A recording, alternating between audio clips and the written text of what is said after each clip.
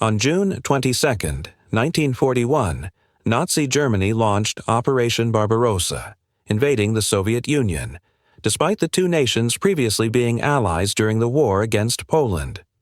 Just days later, on June 30th, Nazi troops took control of Lviv, the largest city in eastern Galicia. This region had been annexed by Stalin from Poland in September 1939. At the time of the German occupation, Lviv was home to over 200,000 Jewish people, half of whom were refugees fleeing German-occupied Poland. In the weeks that followed, the Jewish population faced horrific violence, beatings, torture, and mass killings. Shockingly, these atrocities weren't committed only by German forces but also by Ukrainian nationalists and local youth. By the time Soviet forces retook Lviv in July 1944, more than 99% of the Jewish population had been killed. Before this tragedy, Lviv had a complex history. After World War I, which ended in 1918, and the collapse of Austria-Hungary, Lviv became part of the newly formed Second Polish Republic. By 1931, the city's population was around 312,000, with a mix of ethnic Poles, 50%, Jews, 32%, and Ukrainians, 16%. This diversity brought cultural richness but also simmering tensions. During the interwar years, both Polish and Ukrainian nationalist movements grew, each pushing for greater autonomy. The Jewish community, however, often found itself caught in the middle of these conflicts, facing discrimination and anti-Semitism. They were frequently blamed for broader societal problems, leaving them vulnerable. The political landscape changed dramatically in August 1939 when Nazi Germany and the Soviet Union signed the Molotov-Ribbentrop Pact, a non-aggression treaty. This agreement set the stage for the turmoil that would soon engulf Lviv and its people. The Molotov-Ribbentrop Pact, signed in August 1939, included a secret agreement between Nazi Germany and the Soviet Union to divide Eastern Europe into zones of influence. Under this deal, Germany would take Western Poland, while the Soviet Union would gain control over the Baltic states, Estonia, Latvia, and Lithuania, as well as parts of Finland and Romania. But for Stalin, the most critical prize was Eastern Poland, which became a top priority for the Soviets. World War II began on September 1, 1939, when Nazi Germany invaded Poland. Just over 2 weeks later, on September 17th, the Soviet Union attacked Poland from the east, forcing the country into a two-front war. By September 28th, Warsaw had surrendered to the Germans, and the very next day, Germany and the Soviet Union officially divided Poland as outlined in their secret pact.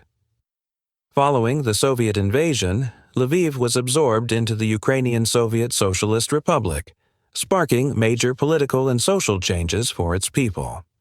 From 1939 to 1941, Lviv experienced forced Sovietization under Soviet rule. Private businesses were taken over by the state, religious institutions were shut down, and political groups were banned. The Soviet authorities specifically targeted Poland's educated elite, landowners, and anyone seen as a threat to their regime. Thousands were arrested, with many sent to labor camps in Siberia or executed. This brutal period created widespread fear and bitterness among the local population. For Lviv's Jewish community, this time was particularly complicated. Some Jews took on roles within the Soviet administration, which led to accusations of collaboration from others. However, many Jews also suffered under the Soviet regime's harsh policies, leaving the community in a difficult and divided position. The connection, whether real or imagined, between Jews and Soviet authority deepened existing anti-Semitic feelings among both Ukrainians and Poles. This tension only grew as the political landscape shifted dramatically. On June 22, 1941, Nazi Germany launched a massive invasion of the Soviet Union, known as Operation Barbarossa. Just days later, in the early hours of June 30th, Nazi forces occupied Lviv. Before the invasion, some Ukrainian nationalists, particularly members of the Organization of Ukrainian Nationalists, OUN, had been working with the Germans. The OUN hoped that by collaborating with Nazi Germany, they could achieve an independent Ukrainian state once the Soviets were defeated. However, the OUN was not a unified group. It was split into two factions: the OUN-M, led by Andriy Melnik, and the OUN-B, loyal to Stepan Bandera. The OUN-M favored a more cautious and diplomatic approach, seeking to work with the Germans in a less aggressive way. On the other hand, the OUN-B took a far more radical and militant stance, focusing on revolutionary tactics and direct action. In Lviv, the OUN-B, under the leadership of Yaroslav Stetsko, a key figure in Bandera's circle and a virulent anti-Semite, dominated the nationalist movement. Stetsko had publicly expressed extreme anti-Jewish views, calling Jews nomads and parasites, and accusing them of being a nation of swindlers and egotists who sought to undermine the culture of stronger nations. He also claimed there was a conspiracy between Jewish capitalists and Jewish communists. As soon as the Soviets withdrew from Lviv, the OUN-B plastered the city with posters declaring "Ukraine for Ukrainians," printed in bold white letters against a red background. This slogan reflected their vision of an ethnically pure Ukrainian state, one that would exclude and target minority groups, particularly Jews. This marked the beginning of a dark and violent chapter for Lviv's Jewish population, who would soon face unimaginable horrors under the Nazi occupation and the collaboration of local nationalist groups. On the same day, another poster appeared in Lviv with a chilling message: "People, know this: Moscow, Poland, the Hungarians, the Jews are your enemies. Destroy them." These posters made it clear what non-Ukrainians in Lviv could expect under Nazi occupation. And in this environment, Jews were the most vulnerable, as they were the only group that could be targeted without consequence. But the posters were just the beginning. What followed was even more horrifying. As the Soviets retreated, the discovery of thousands of prisoners murdered by the NKVD, the Soviet secret police, sent shockwaves through the city. These killings had taken place in the final days of Soviet rule, as the NKVD tried to eliminate anyone they saw as a threat before leaving. Official Soviet records state that nearly 9,000 prisoners were killed across Ukraine during these massacres. However, due to the chaos of the Soviet retreat and incomplete records, the actual number of victims in western Ukraine is estimated to be much higher, between 10,000 and 40,000. Among the victims, around 70% were Ukrainians and 20% were Poles. When the bodies were discovered in Lviv's prisons, it sparked a violent pogrom that began on July 1, 1941. The Nazis seized on this tragedy to fuel anti-Jewish hatred, spreading false claims that Jews had collaborated with the Soviets in carrying out the executions. Using this as an excuse, they encouraged local thugs to hunt down Jews, pulling them from their homes and subjecting them to brutal humiliation and violence. This marked the start of a wave of terror against Lviv's Jewish population, who were now scapegoated for the crimes of the Soviet regime. Many Jews were subjected to cruel and degrading treatment, forced to clean the streets on their hands and knees or perform humiliating acts meant to tie them to communism. This reinforced the false propaganda that Jews were somehow responsible for the atrocities committed by the Soviets. Jewish women, in particular, faced unimaginable horrors. They were stripped naked, beaten, sexually assaulted, and raped. Some were chased through the streets, naked and battered with wooden clubs, not just by grown men but even by teenage boys.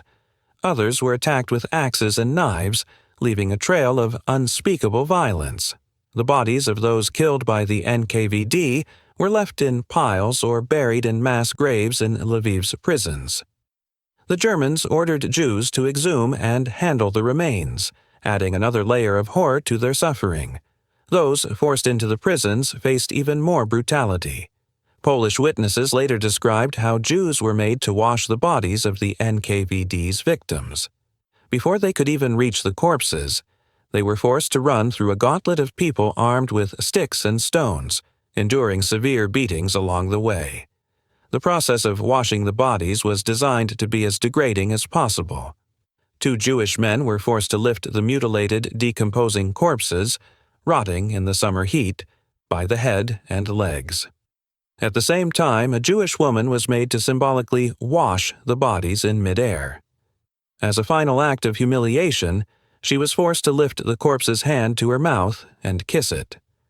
Thousands of Jews were rounded up in this manner, beaten, mocked, and jeered at by crowds before being forced into Lviv's prisons. Among them was Dr. Isidor Eliashlan, a respected Lviv lawyer who was taken to Brigidki prison, one of the 3 sites where the NKVD had carried out mass executions of political prisoners. This marked the beginning of a systematic campaign of terror and dehumanization against Lviv's Jewish community, who were made to suffer for crimes they did not commit. According to Dr. Isidor Eliashlan's testimony, thousands of captured Jews were forced into the prison yard, where they were brutally beaten. The walls of the prison were reportedly splattered with blood up to the first floor, along with fragments of brain tissue from the victims. Similar scenes of horror unfolded in other prisons across the city. Some Jews were shot, while others died from the relentless violence inflicted upon them. The next day, on July 2, 1941, units of Einsatzgruppe C, Nazi mobile death squads, arrived in Lviv, intensifying the brutality. More Jews were rounded up and taken to the prisons, where they were executed and buried in freshly dug mass graves. Alongside their involvement in the pogrom, Einsatzgruppe C carried out a series of systematic mass murders in the days that followed. Unlike the earlier prison killings, these executions were carried out without the involvement of local crowds. With the help of the Ukrainian militia, largely made up of OUN members, Jews were forcibly gathered and taken to a stadium. There, they were subjected to unimaginable cruelty. They were forced to drop to the ground and stand up repeatedly, then made to run around the stadium while being beaten with heavy sticks. Most were later loaded onto trucks and driven to the woods outside the city, where they were shot by the Einsatzgruppe. In total, at least 2,000 Jews were killed in this way. For reasons that remain unclear, some of the Jews were released. Felix Landau, one of the Nazi perpetrators, described in his diary the harrowing sight of these survivors. He also recounted the horrific scenes he witnessed as he approached the citadel, a fortified complex in Lviv that the Nazis had turned into a detention and execution site. Landau wrote, "There were hundreds of Jews walking along the street with blood pouring down their faces, holes in their heads, their hands broken, and their eyes hanging out of their sockets. They were covered in blood. Some of them were carrying others who had collapsed. We went to the citadel. There we saw things that few people have ever seen." These accounts paint a grim picture of the atrocities committed against Lviv's Jewish population. The violence was not only systematic, but also deeply dehumanizing, leaving survivors and witnesses traumatized by the sheer scale of the brutality. At the entrance of the citadel, soldiers stood guard, armed with clubs as thick as a man's wrist. They swung them wildly, striking anyone who came near. Jews streamed out of the citadel, covered in blood, while rows of others lay piled on top of each other, whimpering in agony. The scene was one of unimaginable horror, with the ground and walls stained with blood and the air filled with the sounds of suffering. A second wave of violence erupted in late July 1941, known as Petliura Days. Named after Simon Petliura, a Ukrainian leader assassinated in 1926, the pogrom was orchestrated by the Nazis to appear spontaneous. They enlisted local thugs and even plied Ukrainian peasants from nearby villages with vodka to encourage their participation. On the morning of July 25, 1941, the Ukrainian militia, along with drunken mobs armed with farm tools, began raiding Jewish homes. They conducted brutal searches, arrested Jews, and subjected both men and women to abuse. Homes were looted and destroyed, and those arrested were dragged into the streets and taken to militia stations before being sent to the prison on Wonky Street. At the prison, groups of Jews were forced into the yard, where they were beaten with sticks by both Ukrainians and Germans. After the beatings, they were herded into the prison building, only for the next group to face the same fate. The violence continued inside the prison as well, with victims being beaten relentlessly. This cycle of brutality went on for days, with no food or water provided to the prisoners. Jan Badian, one of the Jews taken to the prison, later recalled the horrifying scene. The yard was packed with people, groups, rows, and clusters huddled against the walls. I saw women crowded together, pressed against the walls. People were constantly moving, running from one side of the yard to the other, chased by Germans and Ukrainians wielding sticks, beating them as they ran. In the middle of the yard stood a strange group, about 10 rows of 6 people each. Their faces were bruised, their clothes torn and bloodied. They held their hands up and chanted in unison, "We, the Jews, are guilty of the war." This chilling account highlights the systematic dehumanization and cruelty inflicted upon Lviv's Jewish population. The violence was not only physical, but also psychological, as victims were forced to chant false confessions under the threat of further brutality. The pogroms and mass killings during this period were part of a broader campaign of terror, aimed at annihilating the Jewish community under the cover of war and chaos. On July 26th, the Germans carried out a selection process among the Jews held in the prison yard. Some professionals, like doctors, were released, but the rest were ordered to empty their pockets, loaded onto trucks, and taken to a location outside Lviv, where they were executed. It's estimated that at least 4,000 Jews were killed during the early July massacres, with more than 2,000 additional victims murdered during the second pogrom, known as Petliura Days. In November 1941, the Lviv Ghetto was established on the orders of SS Brigade Führer Fritz, the SS and police leader of Lviv. At its peak, the ghetto held around 120,000 Jews. By the time the ghetto was destroyed by the Germans in early June 1943, most of its inhabitants had been deported to the Belzec extermination camp in German-occupied Poland. Thousands more were sent to the Janowska concentration camp on the outskirts of Lviv for forced labor. The brutal conditions in the ghetto, combined with the mass deportations to Belzec and Janowska, led to the near-total destruction of Lviv's Jewish community. When Soviet forces liberated Lviv on July 27, 1944, less than 1% of the city's Jews had survived the occupation. The tragedy of Lviv's Jewish community is a somber reminder of the horrors of the Holocaust. Their suffering and loss will never be forgotten. Thank you for watching the RIN History channel. Be sure to like, subscribe, and click the bell notification icon so you don't miss our next episodes. We appreciate your support and look forward to seeing you next time on the channel.